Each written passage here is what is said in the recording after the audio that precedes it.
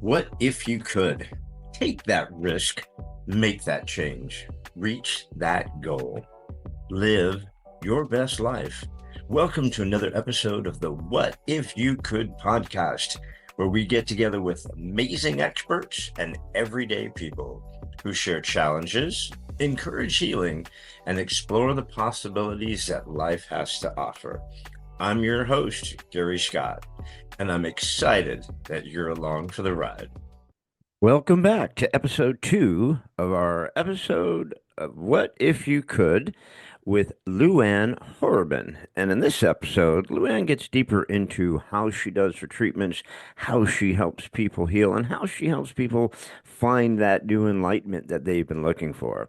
It's fascinating what she does and how well she's able to help and heal people. So we hope you enjoy episode 2 with Luanne Horobin. And if you do, please don't hesitate to like, share, subscribe.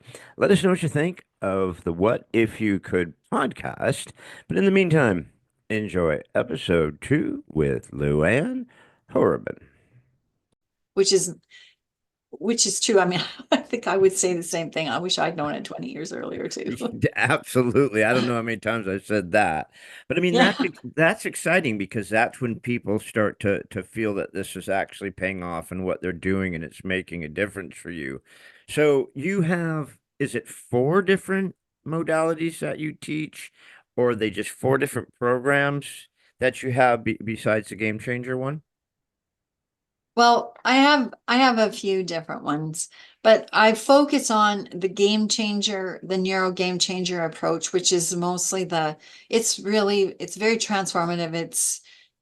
It's mostly oriented in mindset, and it's in all aspects of our life. Like how are you basically fully growing that blossom of life, really. And I also work with career programs as well. So I incorporate a bit of my mindset work into the career programs, but more mindset is involved in the more advanced career programs because it's a very real part. For example, executive presence is based on our beliefs determine how we present ourselves and how we project ourselves, which also is how we are received. And it's very powerful to be able to work with your beliefs and programs in how you are presenting yourself and all the aspects of leadership that go with that. How do you work with people? How do you manage complex kinds of situations? How do you manage the uncertainty? How do you handle the challenges? Because in some roles, we handle challenges a lot during the day. That's a lot of what our role is. And if they all came to us like, if they were all kind of carrying, the heavy weight, then it's exhausting. And having been fortunate to know a number of CEOs and people who run companies and things like that, what they don't, not that they don't, but what they're not allowed to do, and in private they do it, but they have to keep up this persona of, I have a couple of friends who run from really big corporations, Fortune 500 Mhm. companies, and it's a lot of stress to it, and you can't let your guard down. There's not a lot of people that you can come to and say, I'm struggling on this one, right? Or I'm having a real challenge getting my head wrapped around this, or I'm tired. I mean, Mhm. there's a lot of pressure on a lot of these big corporations, stuff like that. So that's why I love that stress, you know, faction or component of what you do. Because, I just keep coming back to that because, you Mhm. just like athletes, like world-class athletes. If they're tight, they can't perform. Mhm. They just can't. They won't be able to push themselves further if they're tight. They've got to do the meditation, they've got to do the breathing and stuff like that. So when you're working with these people on stress, that's a big deal to help them back off and give them someone they can relate to with you. Yes, and I think what I help them understand is really how to manage it from understanding what's happening, like the brain chemistry behind it, so that you can actually change that impact of stress so that you can remain in uh I work with NLP, and it's called a state. So it's sometimes we wonder, how are some people so unstoppable? Like literally throw them a lion and they'll probably duck, and they'll keep going. Like, they just, that's state. State is, I can stay on the train track, and really, if I go off the train track, I'll just be right on it. And basically, I'll go off the train track to dodge a bullet, but I'll be right back on the train track, and I'll just say, oh yeah, so I'm done that one. And now I'm going on to my next. And that's how they see that's how they see the world, but that's how we can see the world when we kind of have a different capacity with these beliefs and programs that are running around that kind of don't really work for us. It kind of, their strategies all right, but they're not the best ones for where we want to really be. Yeah. Someone told me a funny anecdote kind of like about that many, many years ago. I don't know, 40 years ago or something like that. There was a cartoon character called Fat Albert. I don't know if you remember this guy. He's this big black kid, and he had this group, and he was just big, heavy kid, right? And one of his friends said, Fat Albert, we walk on the train tracks all the time when we're going to our clubhouse or whatever.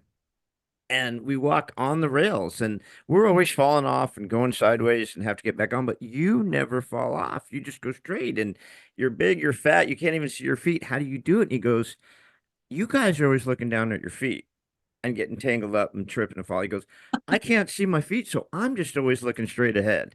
I'm always focusing on where we're going. And it just stuck with me for like the last 40 years. And like you said, I mean, sometimes our focus is so discombobulated. Well, it gets discombobulated. Yeah. And in all fairness, I truly mean this in all fairness. They're they're making like, it's like heavy decisions. It's a lot to manage in a day. And so as humans, we're susceptible to what we encounter. It's just that we can become much more resilient and much more embracing. You can actually embrace it. Say, okay, it just reminds me, like that. Yeah. Yeah. Yeah. And find empowerment in it, Yes, we can instead of actually letting it embrace down. it.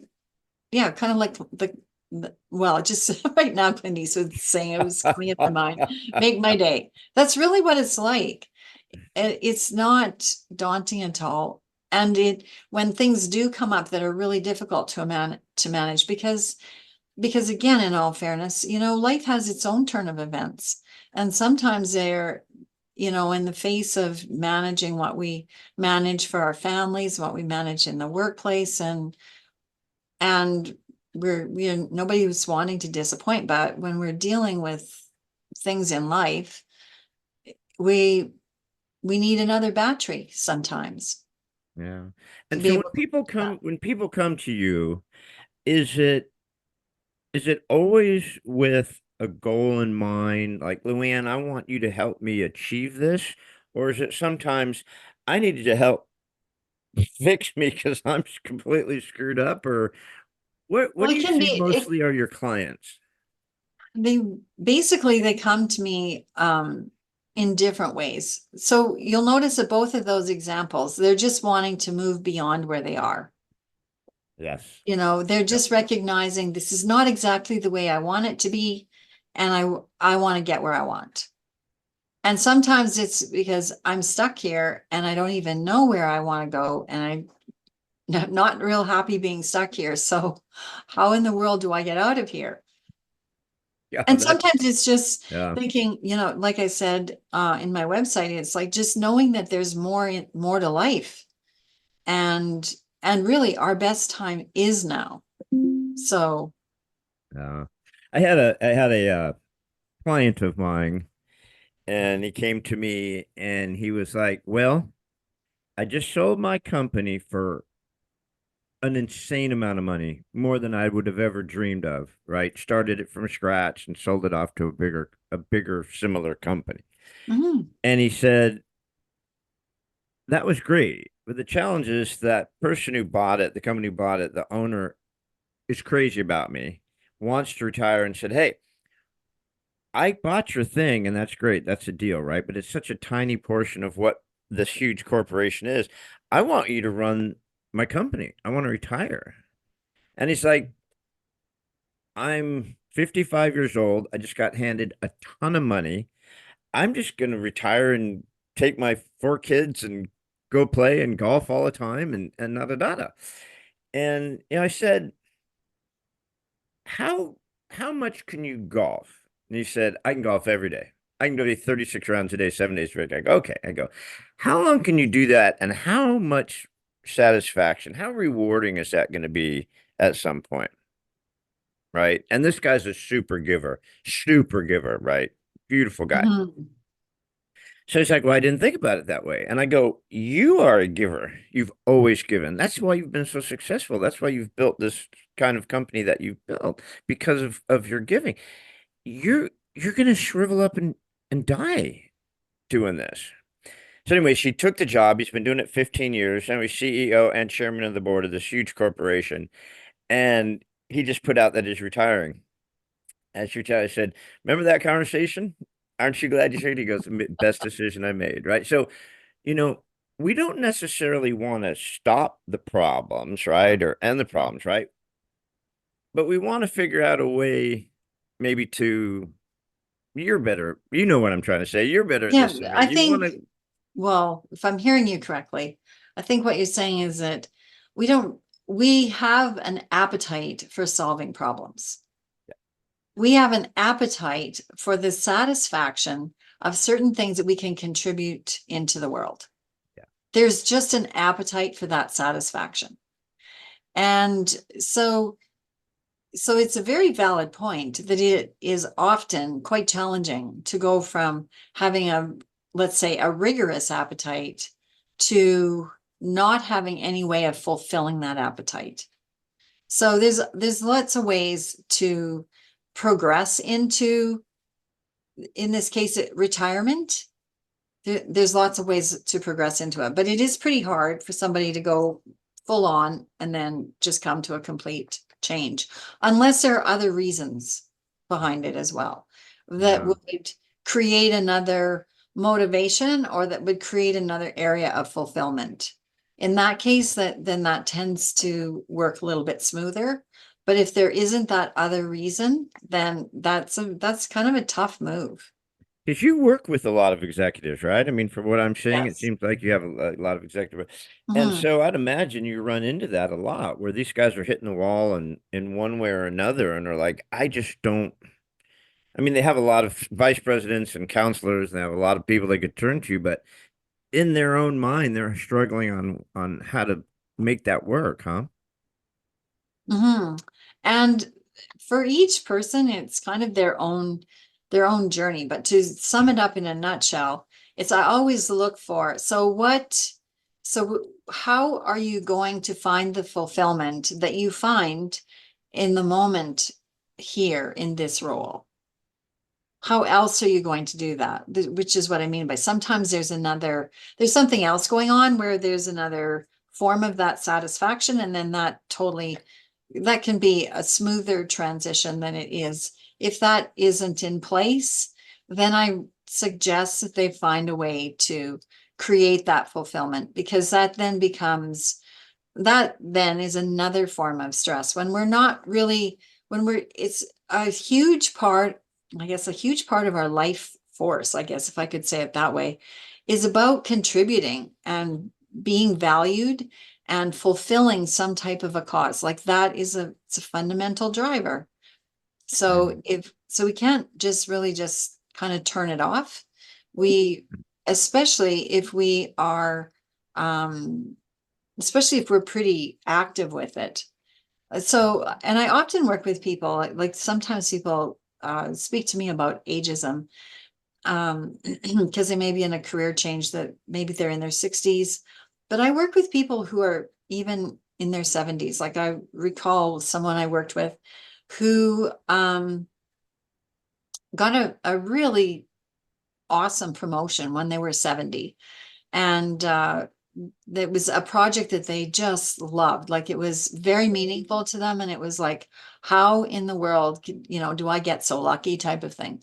And then shortly after that, within that year, the company was restructured, and that person ended up getting a package. And so they said, well, you know what? I love that work, and I want to find a way to continue that work in another form. And I said, by all means, like that's a really good strategy because you're kind of deep in it. You're kind of like up to your hips in it. So find another way to do that. And he did. He found another organization where he was able to be in a really significant role in a very similar type of project. And at that time, he was over 70. So, but his drive and his clarity and ambition were definitely 100% present. So when you have that, you want to be able to, that would have been really difficult for that person to just kind of say, well, no, maybe I should retire because I'm 70 or 71 then. No, I don't think that's going to work very well for you. And it does remind me of someone that I worked with who said, I've retired 3 times and it's just not really working out very well. I don't do retirement well. I don't do, It's and not working. that's why I found you so fascinating. That's why I wanted to talk to you. And again, and thank you for coming on. But because that's the whole what if you could thing I'm working with. I find so many people that are like, well, I did what I was supposed to do, right? My parents wanted me to be an attorney, so I did, or did this, or I've been working for this company for so many years, and I haven't liked it for the last 15, right? And so I wish I could do something else, Oh, yeah. right? And so then that's always my question. Well, what if you could, right? Mhm. And I see how you are able to, with your different programs and stuff, maybe help people find that. Oh, I do. I understand that process. I've done it myself a few times, but I just understand how a person can make that shift.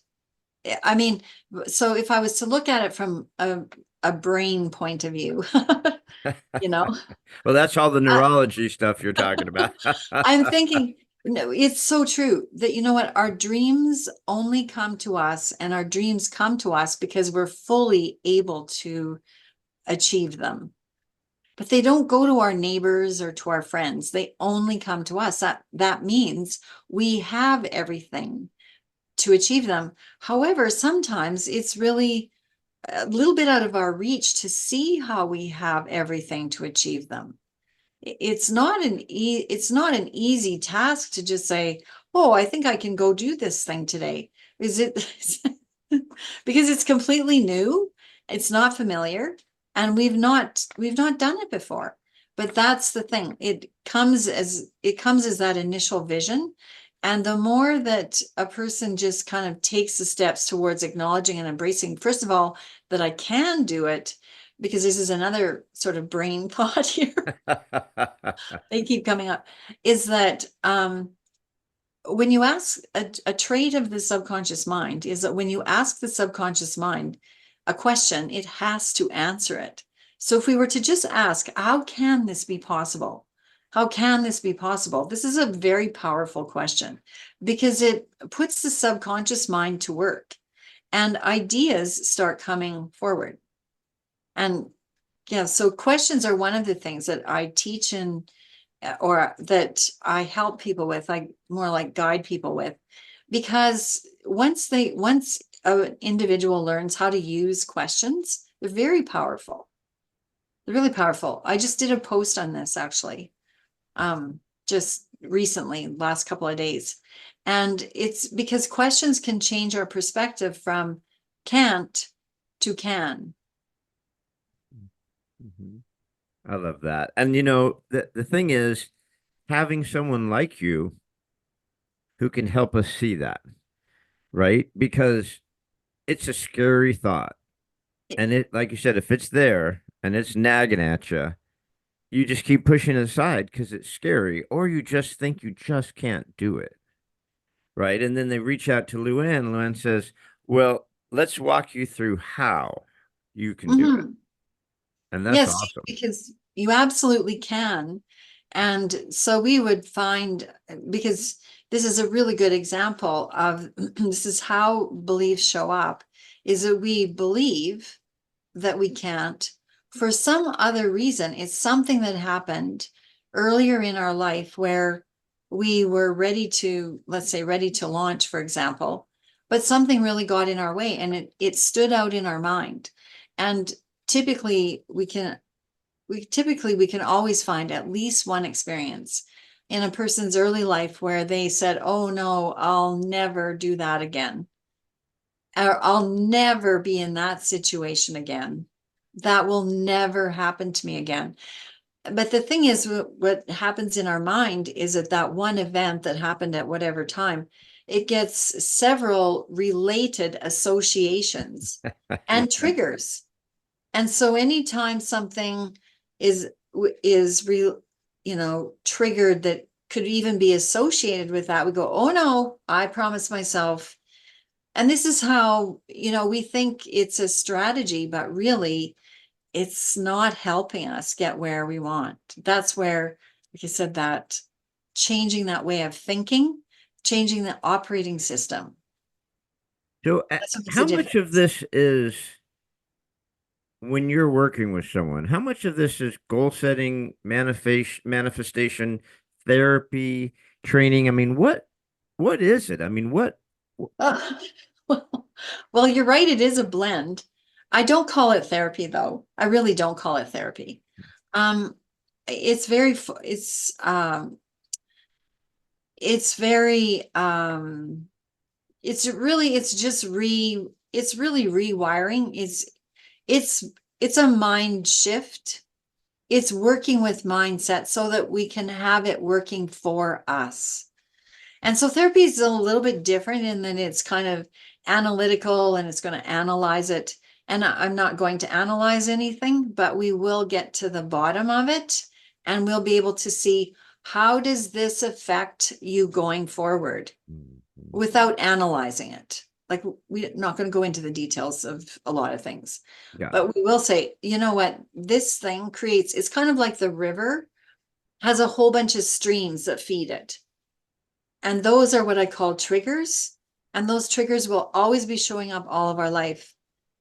And and so so typically when they show up, I don't know, are you familiar with that game of whack-a-mole? Of No, where course. yes.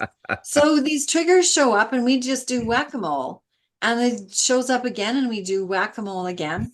But they keep showing up. So this is where I'm saying it's kind of like we get more knowledge, we go do something else. But the one that's driving it is still driving, which means it's just going to show up in a different way, maybe different clothes, but it's just going to show up in a different way and just kind of give you another little poke, and it'll always do that until we can go in and actually say, and actually get to the root of it. That's where then, and what's interesting is that people say, I just can't figure out why I was so bothered by that before. That's true. Yeah. Yeah. Because it's like unraveling it. We could Yeah. say that, or dismantling it. And then refocusing it. Yes, and then a person is, oh wow, it's kind of like if you were going through the forest in the fog. It's like removing the fog. Now you can at least go through the forest. You can see what you can do. You can make decisions, and they're accurate decisions, right? And your Yeah. habits and your actions are productive. It's so funny that you brought up the thing about the past. I mean, we all know that our childhoods can screw us up big time. But I do have a recurring fear that just has never gone away in 50 years or 55, 45 years, whatever is they in high school they threw me up there to be a pep rally guy, even though I was not a pep rally guy. I did barely even attended school. And so at the pep rallies I would do something silly and get the crowd. I dressed up as a girl to be the homecoming queen from 1937 or whatever. Um, so one time we were doing the rally cheer on a Friday before the football game, and they brought me up there to rally the crowd. Now, no matter what I did, I couldn't get a response out of the crowd no matter what. And I'm Oh, frozen, right?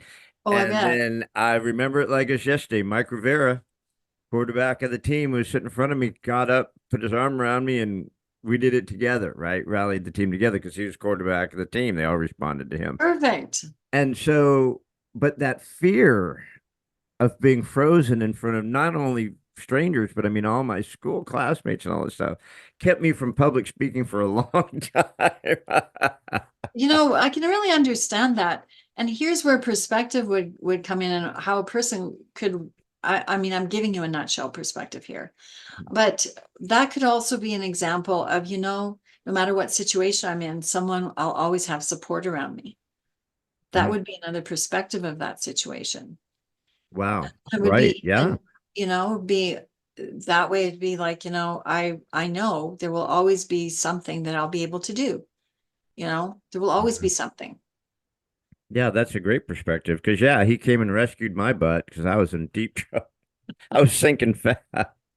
So I'll wrap it up. You've been so generous with your time, and I time flies. I can't believe I've already been chatting for an hour. But so just real quick, you just can't cover everything you do, but yeah, like you said, in a nutshell. So really, what is your focus? It's the neurology.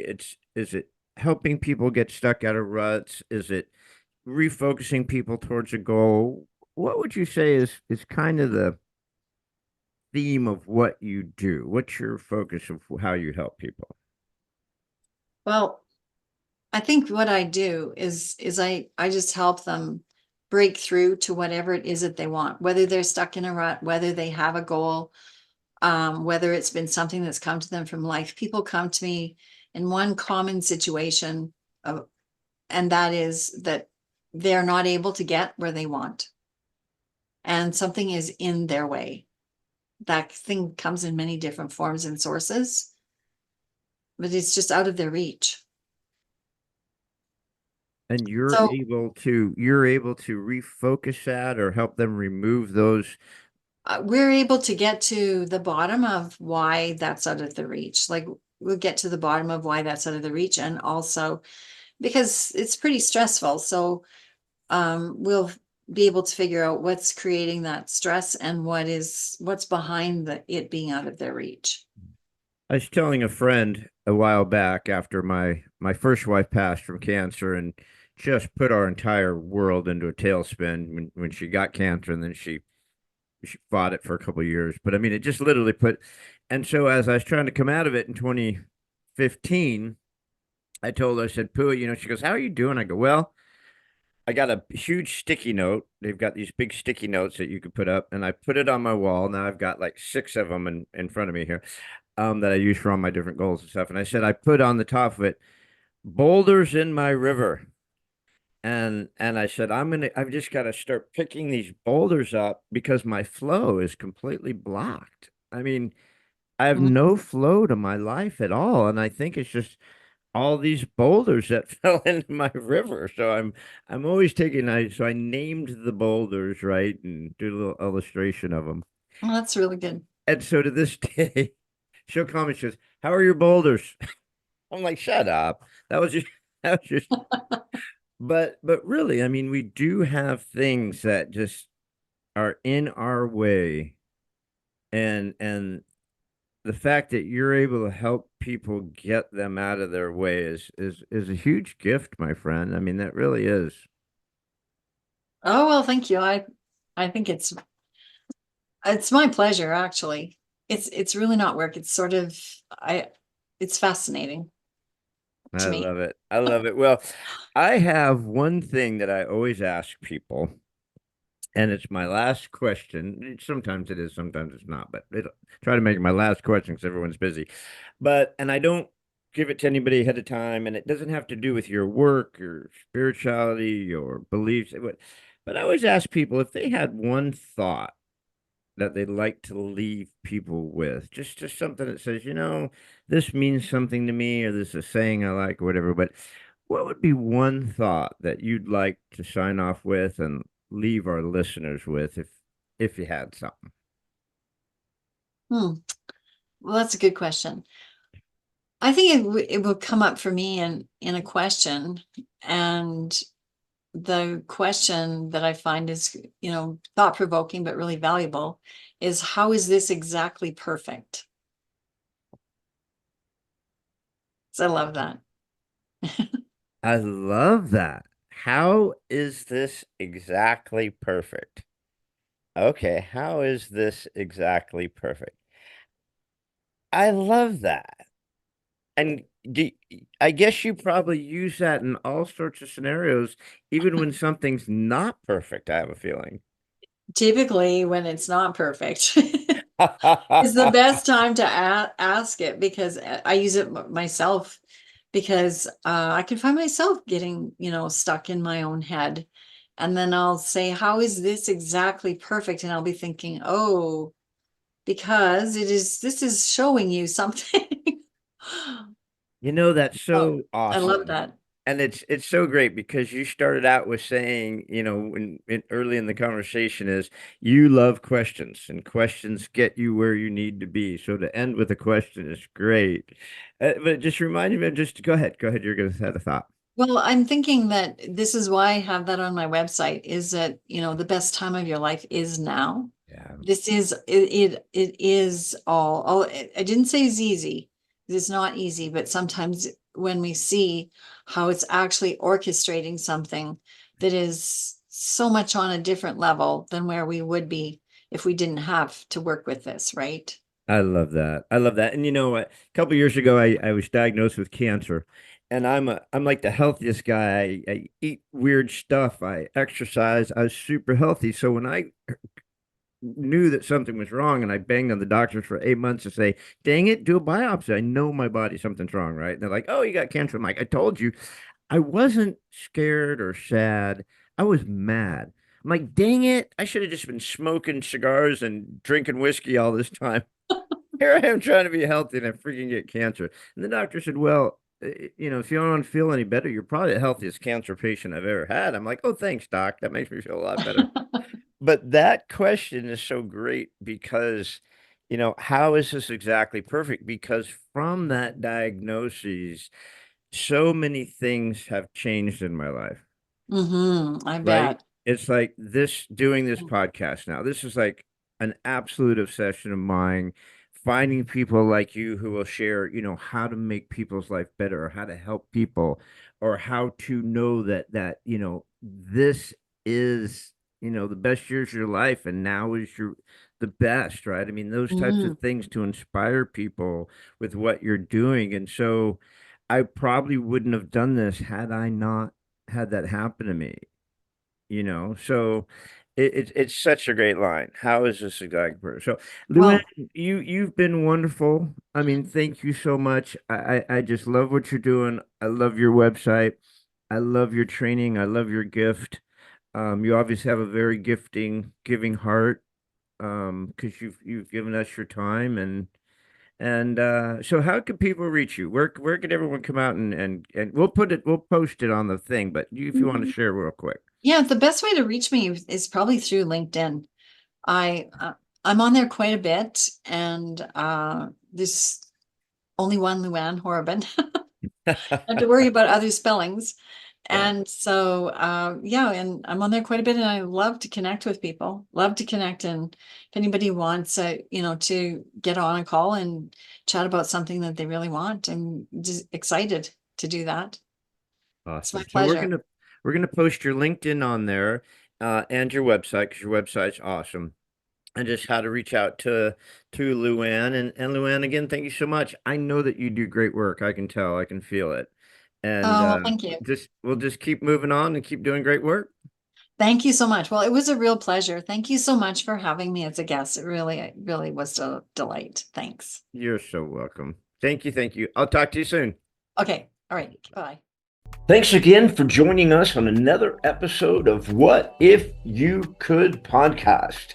Please subscribe, like, share, and give us any feedback. We'd love to hear it. And remember, if you can dream it, you can do it. See you next time.